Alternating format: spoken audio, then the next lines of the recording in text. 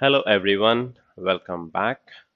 In this video, you will see the hands-on lab for the module 2, which is Cmdlets for administration. So the objective of this lab are to learn how to create and manage Active Directory object by using Windows PowerShell and configure network settings on Windows Server by using Windows PowerShell, and then create an IIS website using Windows PowerShell. So let's start the first one, creating and managing Active Directory object.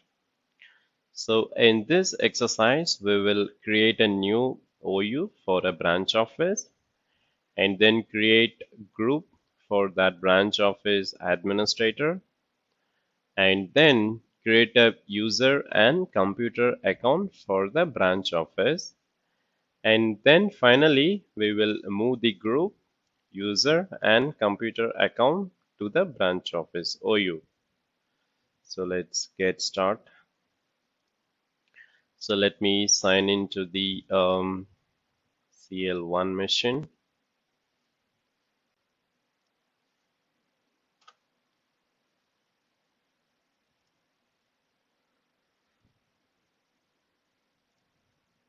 Okay, next open PowerShell as an administrator. So you can type power as such and then right click on run as administrator. And next we can create OU named London.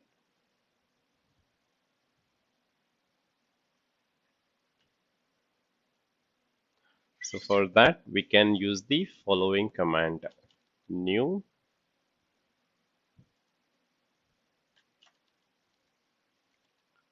-ad organizational unit and name parameter, then name of the OU. Okay, and next create group named London admins. So for that, new AD group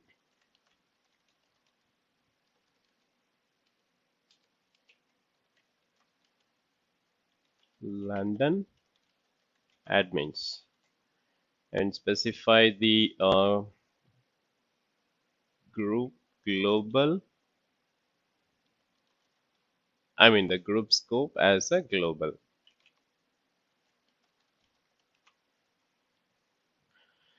Okay, and next we'll create a new user with the following command: new -ad user, and specify the name of the user, which is TY, and then mention the display name, which is TY space colon. Okay, and then we'll add a user to the London admin group. So let's type add AG group member and mention which group you want to add as a member. London admins, and mention the member whom you want to add, which is TY.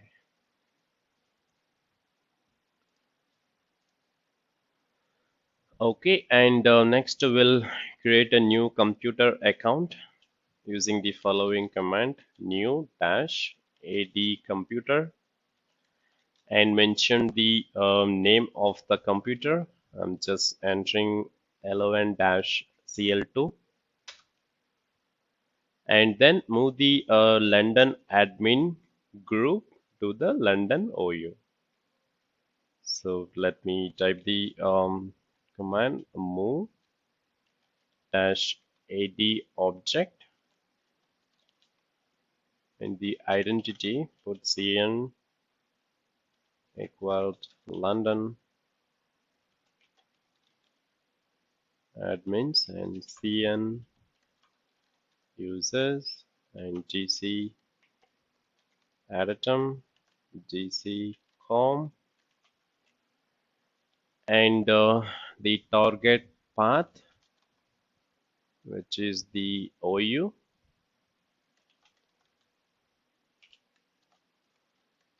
equaled London gc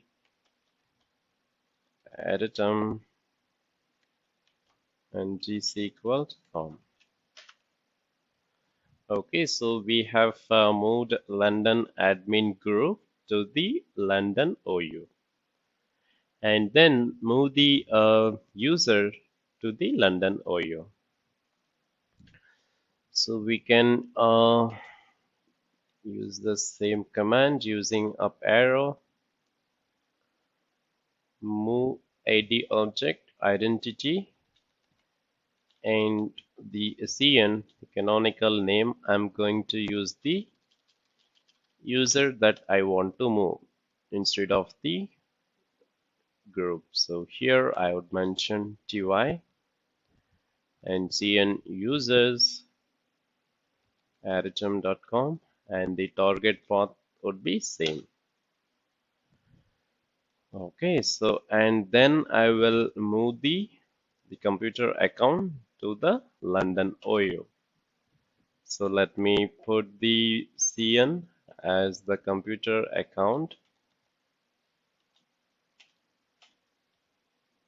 lon-cl2, and this would be the computer instead of user. Okay, and the target path would be same, London OU. Okay, so that's it in this topic.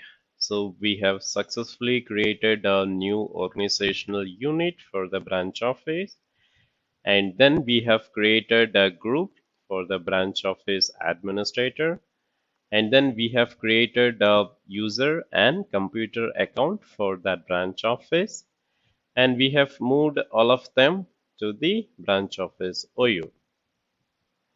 Okay, so we'll go to next topic, which is configuring network settings on a Windows server.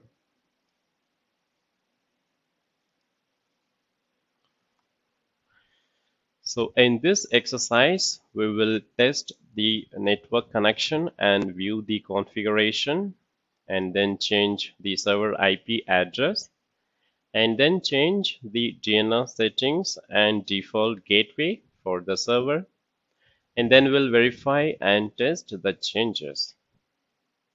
Okay, let's log into the SVR1 machine.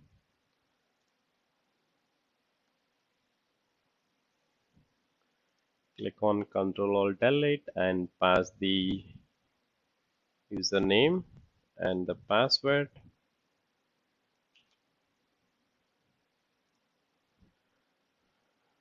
Okay, so activate Windows sign in. So we have signed in.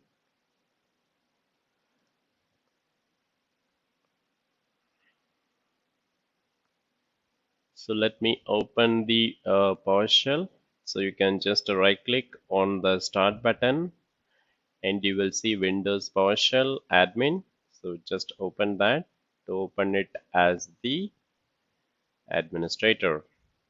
And now I'm going to test connection to DC1. So to test the connection, test dash connection and put the hostname DC1. So you can note the speed of the connection so that you can compare it to the speed after you make changes. Okay, next let me get the IP configuration detail. So get dash net IP configuration.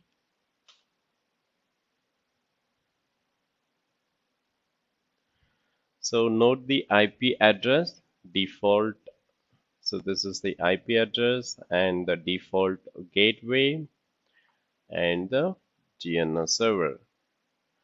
Okay, so next let me add a new IP address, new net IP address, and specify the interface alias.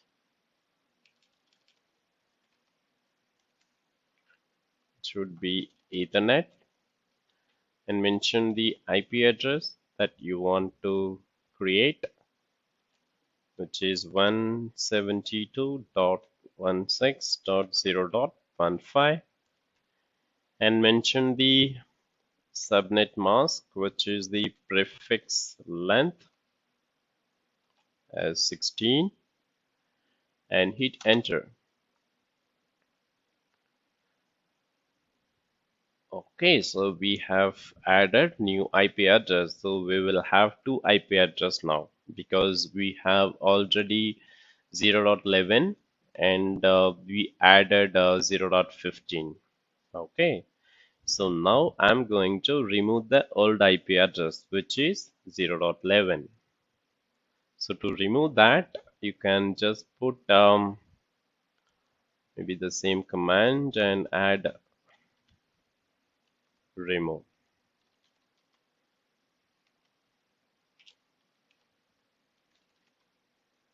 So remove net IP address and the interface alias, which would be the same interface, the Ethernet, and the IP address that I want to remove is 0.11. Okay, and I'm just going to remove the prefix length.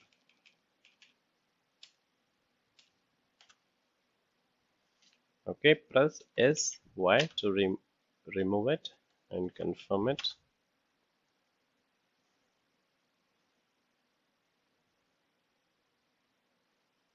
Okay, so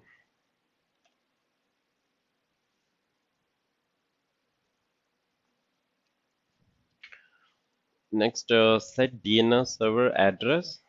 So to set our DNS server address, so I'm going to set a new DNS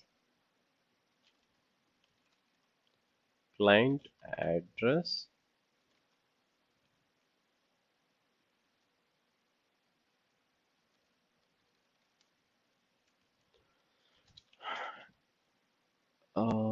Interface alias Ethernet, and the DNS server address that you want to change, which is 172.16.0.12. Okay, and then I'm going to remove the IP route. So remove net route and the interface alias, same Ethernet, and the destination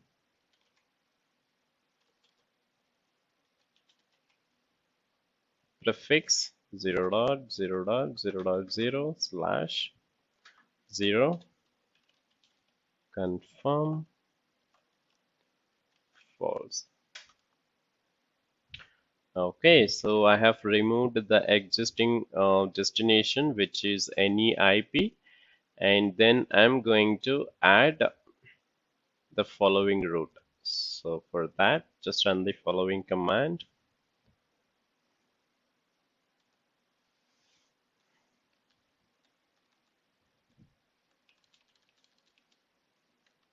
So new net route and the interface alias, so destination prefix, and then I'm going to add the next hop, which is 172.16.0.2. Okay, so now let me run get IP configuration. Okay, so now we have the new IP address and the default gateway and the DNS server. So next we are going to test connection to LAN-DC1. Test connection DC1. So note that the actual time it takes may vary based on many factors, while the change should be large enough to be noticeable. It is possible you will not see much difference. Okay, so we have successfully completed this. So here we have tested the network connection and view the configuration. So we have changed the server IP address and changed the DNS settings and the default gateway. And we have verified and tested the changes.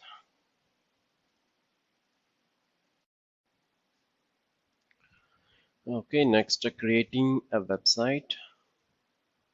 So in this exercise, we will install IIS on the server and create a folder on the server for the website files, and then create a new application pool for the website, and then create the IIS website.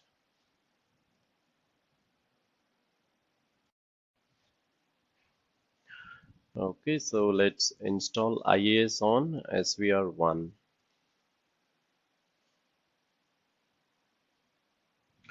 So we are into server 1 already. So let me enter the following command to install IIS. Install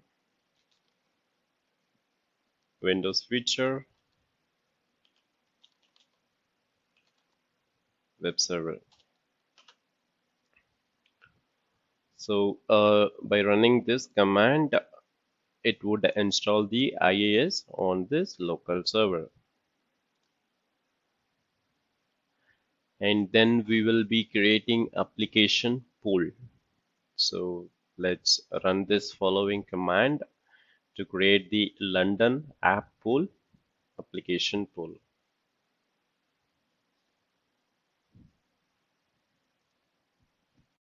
Okay, so the web server has been installed, and let me create a application pool which is London app pool.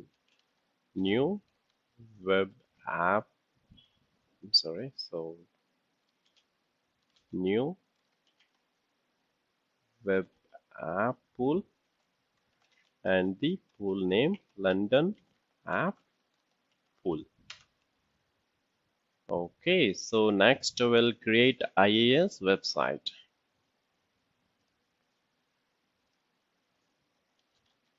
New website London, and the physical path. So this is the path where the IIS would be installed and configured, root and London.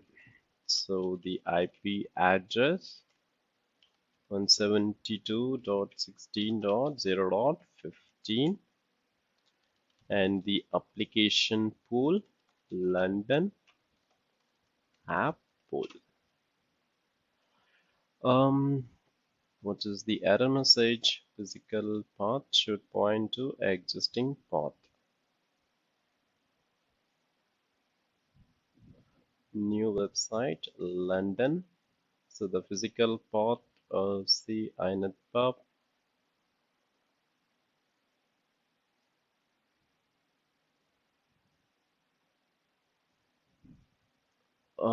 Okay, so looks like we have missed to create a London folder in the step 2.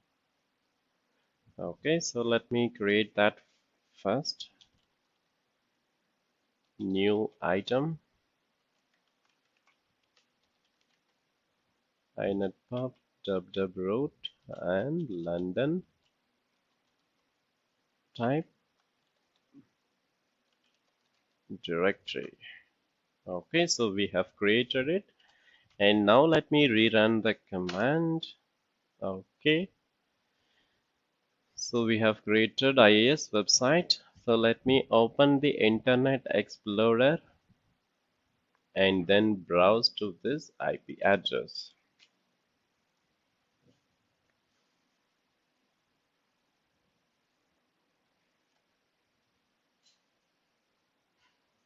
One 172.16.0.15. Okay, so Internet Explorer display an error message. The error message detail give the physical path of the website, which should be www London. Okay, so we see that the physical path here. Okay, so we have successfully installed IIS and then created a folder and then created new web application pool and then created the IIS website. Okay, so that's it in this lab, and so we have completed module 2 lab. Okay, so yeah, I'll see you in the next video. Thank you.